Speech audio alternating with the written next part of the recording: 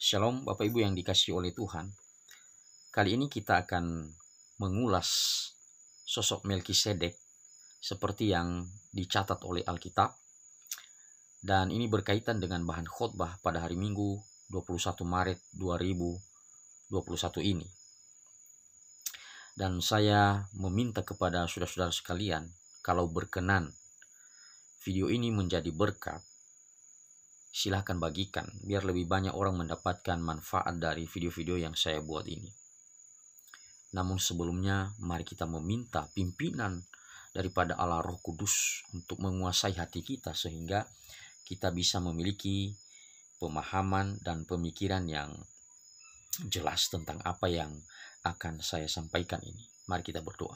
Allah Tritunggal, kami berserah diri, bersyukur untuk anugerah-Mu. Dan saat ini kami belajar tentang kebenaran firman-Mu. Di dalam nama Tuhan Yesus kami berdoa. Amin. Nah saudara, ini bukan khotbah ya, tapi ini semacam refleksi teologis yang didasarkan pada analisa teks yang ada.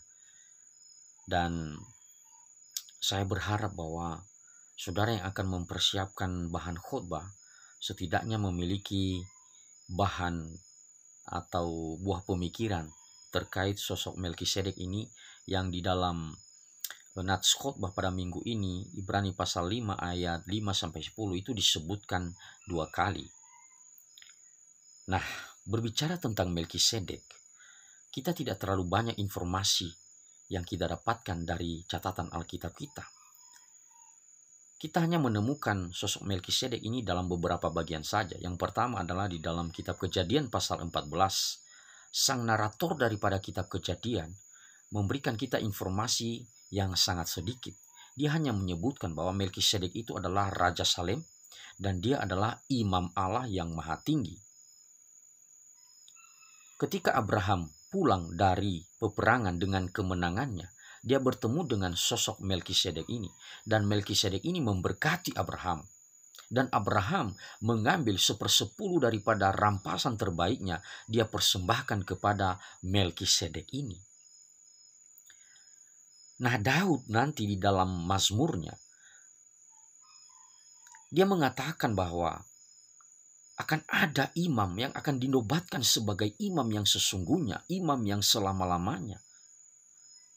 Dan itu sesuai dengan peraturan Melkisedek.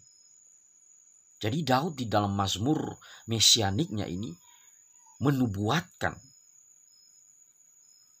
akan ada sosok yang disebutkan sebagai imam yang sesungguhnya, imam selama-lamanya. Dan itu sesuai dengan aturan daripada Melkisedek. Nah, penulis daripada surat Ibrani mendasarkan pemikirannya dari 2 informasi ini dalam Perjanjian Lama.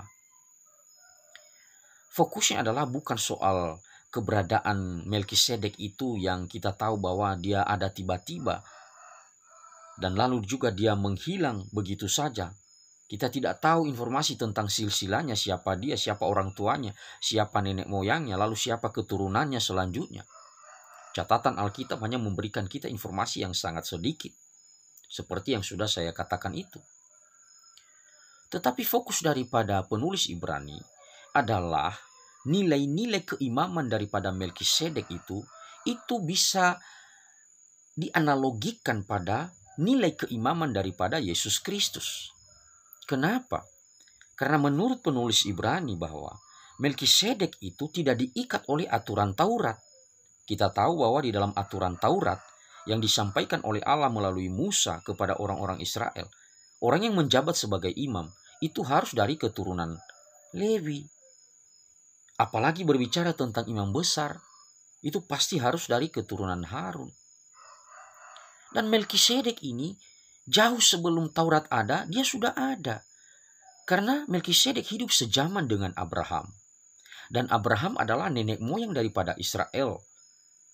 Keberadaan Abraham itu terpisah oleh rentang waktu yang cukup jauh, ratusan tahun dengan zaman Musa dan generasinya ketika mereka menerima Taurat Allah.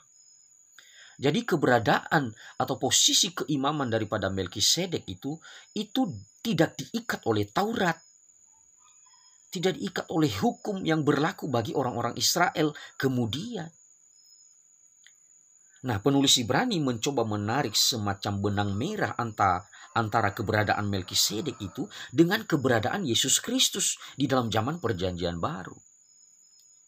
Penulis Ibrani memberikan semacam pendapat juga bahwa Yesus Kristus juga itu adalah imam yang sesungguhnya yang tidak terikat oleh aturan Taurat. Karena kita tahu bahwa Yesus bukan keturunan daripada Lewi, Yesus juga bukan keturunan daripada Harun. Tapi dia adalah keturunan Yehuda.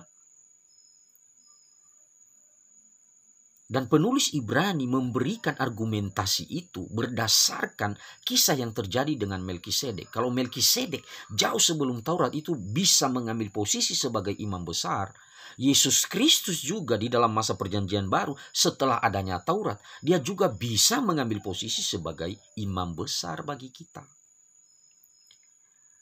Jadi saudara bisa mengerti ya apa yang diungkap oleh Alkitab kita ini. Nah, informasi ini sangat penting saudara, karena kita akan membangun sebuah khotbah berdasarkan apa yang saya jelaskan ini. Bahwa posisi keimaman Yesus Kristus itu bukan karena Taurat. Tapi seperti yang Daud nubuatkan melalui Mazmur Mesianiknya. Bahwa posisi Yesus Kristus sebagai imam yang sesungguhnya itu ya hampir mirip-mirip lah atau sesuai dengan aturan Melkisedek ini. Nah saudara, kita bersyukur. Kenapa? Karena Yesus dikatakan sebagai imam besar bagi kita. Ya, imam yang sesungguhnya, imam selama-lamanya. Artinya dia berfungsi, tugas imam itu kan membawa segala keluhan umat kepada Allah dan juga membawa semua dosa-dosa untuk disampaikan kepada Allah, memohon pengampunan kepada Allah. Dan Yesus Kristus mengambil posisi sebagai imam seperti itu yang terus membawa kita di hadapan Bapa untuk bisa mendapatkan pengampunan dari Tuhan. Nah, memang proses pengampunan sebenarnya sudah terjadi di atas kayu salib ya. Tapi ini semacam kekuatan bagi kita bahwa ada imam yang terus berdoa bagi kita. Dan tidak lain itu adalah Yesus Kristus, yang memang dia adalah imam yang sesungguhnya. Dan uniknya keimaman Yesus itu berbeda dengan keimaman orang-orang Israel yang terikat dengan Taurat. Kenapa? Penulis Ibrani memberikan penjelasan kepada kita.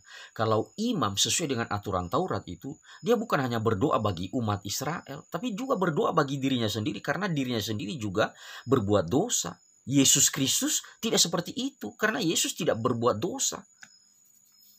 Saudara nanti perhatikan kitab Ibrani itu terus didengungkan ya. Di dalam pasal 5 itu, di awal-awal ayatnya itu penulis Ibrani memberikan pernyataan itu bahwa Yesus tidak berdosa.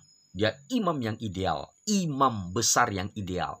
Tidak berdosa, dia layak untuk menjadi pendoa syafaat bagi kita. Dan kita bersyukur Bapak Ibu. Yesus Kristus bukan hanya berdoa bagi kita untuk keluhan-keluhan yang tidak terkatakan di dalam diri kita tentang dosa-dosa kita. Dia justru telah menyelesaikan dosa itu sebenarnya di atas kayu salib dengan mencurahkan darahnya untuk pengampunan dosa kita. Maka oleh sebab itu, sudah selayaknya lah kita harus bersyukur atas anugerah Tuhan yang hebat ini. Ya. Bermurah hati kepada kita. Bahkan Yesus Kristus itu dikatakan sebagai imam yang sesungguhnya bagi kita. Dan puji Tuhan, kiranya informasi yang saya sampaikan ini boleh membantu Bapak Ibu sekalian memahami siapa Melkisedek dan apa hubungannya dengan Yesus Kristus. Amin.